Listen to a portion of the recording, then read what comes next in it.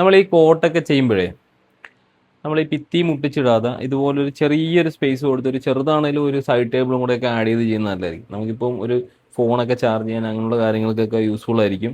നമുക്കൊരു ചെറിയ storage space കിട്ടും. അത് മാത്രമല്ല, ഇത് ഏറ്റവും പ്രധാന കാര്യം എന്ന് പറഞ്ഞാൽ നമ്മൾ ഈ ഇപ്പം നിലവിൽ എല്ലാവരും ചെയ്യുന്നത് ഒരു 8 ഇഞ്ചോ അല്ലെ 6 ഇഞ്ചൊക്കെ ഹൈറ്റുള്ള മാട്രസാണ് നമ്മൾ യൂസ് ചെയ്യുന്നത്. അപ്പോൾ അത്യാവശ്യം ഹെവി ആയിരിക്കും അത്. അപ്പോൾ നമുക്ക് ഈ കോട്ടിൻ്റെ ബെഡ്ഷീറ്റൊക്കെ വിരിക്കുമ്പോൾ ഈ സൈഡ് ഫില്ല് ചെയ്യാനായിട്ട് ഭയങ്കര കംഫർട്ടായിരിക്കും. നമുക്കിത് പൊക്കിയിട്ട് വേണം ഇത് ഫില്ല് ചെയ്യാനായിട്ട്. അപ്പം നമ്മൾ ഭിത്തി സൈഡ് മുട്ടിച്ചിടുവാണെങ്കിൽ നമുക്ക് ഈ സൈഡ് ഫില്ല് ചെയ്യാൻ ബുദ്ധിമുട്ടായിരിക്കും. നമുക്ക് പെട്ടെന്ന് തന്നെ അത് റിമൂവ് ആയി പോകും. ഇതിപ്പോൾ ലോക്ക് ചെയ്ത് നമുക്ക് സെറ്റ് ചെയ്യാൻ പറ്റും. അപ്പോൾ അങ്ങനെയുള്ള കാര്യങ്ങളൊക്കെ വെച്ച് നോക്കുമ്പോൾ ഇങ്ങനെ ഒരു ചെറിയതാണല്ലോ. അപ്പോൾ ഇവിടെ നമുക്കൊരു 45 സെൻറ്റിമീറ്റർ ഗ്യാപ്പേ ഉള്ളൂ.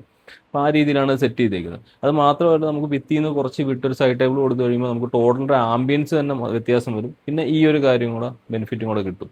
അപ്പോൾ ഈ കാര്യങ്ങളൊന്നും ശ്രദ്ധിക്കുന്നത് നല്ലതായിരിക്കും. ബെഡ്റൂം സെറ്റ് ചെയ്യുമ്പോൾ ഇതൊന്ന് ശ്രദ്ധിച്ചേക്ക്. അപ്പോൾ ഇതുപോലുള്ള യൂസ്ഫുൾ ടിപ്സിനായി നമ്മുടെ പേജ് ഫോളോ ചെയ്യാൻ മറക്കണ്ട. Thank you.